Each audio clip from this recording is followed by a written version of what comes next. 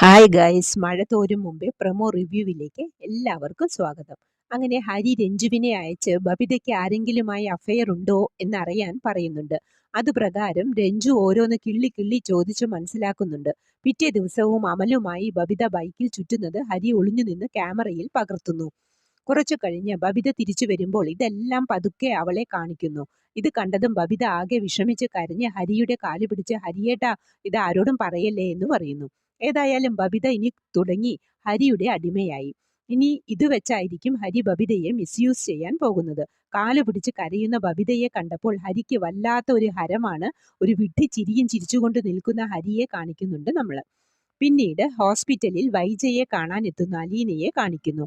അലീന ഒരു താക്കീത് പോലെ പറയുന്നുണ്ട്, ഏതായാലും അവസാനം വരെ ഞാനേ കാണുള്ളൂ എന്ന്. അതിന് വൈജയന്തി പറയുന്നത്, എനിക്ക് നിന്നെ കാണുകയും വേണ്ട, നീ എന്നെ കാണുകയും വേണ്ട എന്ന് പറയുമ്പോൾ, ഇങ്ങനെയൊന്നും പറയല്ലേ, എൻ്റെ അമ്മയല്ലേ എന്ന് പറഞ്ഞതും വൈജയുടെ മട്ടുമാറി. നീ ആരാന്നാ പറഞ്ഞത്? ആ വാക്ക് നീ ഉച്ചരിക്കരുത്, എനിക്കത് കേൾക്കുകയും വേണ്ട എന്ന് ദേഷ്യപ്പെട്ട് പറയുന്നുണ്ട്. താടിയെല്ലിന് ഓപ്പറേഷൻ കഴിഞ്ഞ വേദനയുണ്ടായിട്ടും അഹങ്കാരത്തിന് ഒരു കുറവുമില്ല നമ്മുടെ വൈജയന്തിക്ക്. ഇതൊക്കെ കേട്ട് സങ്കടത്തോടെ നിൽക്കുന്ന അലീനയെ കാണിച്ചുകൊണ്ടാണ് പ്രമോ അവസാനിക്കുന്നത്. പ്രമോ ഇഷ്ടമായെങ്കിൽ ലൈക്ക് ചെയ്യാനും ഷെയർ ചെയ്യാനും സപ്പോർട്ട് ചെയ്യാനും സബ്സ്ക്രൈബ് ചെയ്യാനും മറക്കരുത്. അടുത്ത ഒരു എപ്പിസോഡിന്റെ പ്രമോവുമായി വരുന്നതുവരെ കാത്തിരിക്കുക.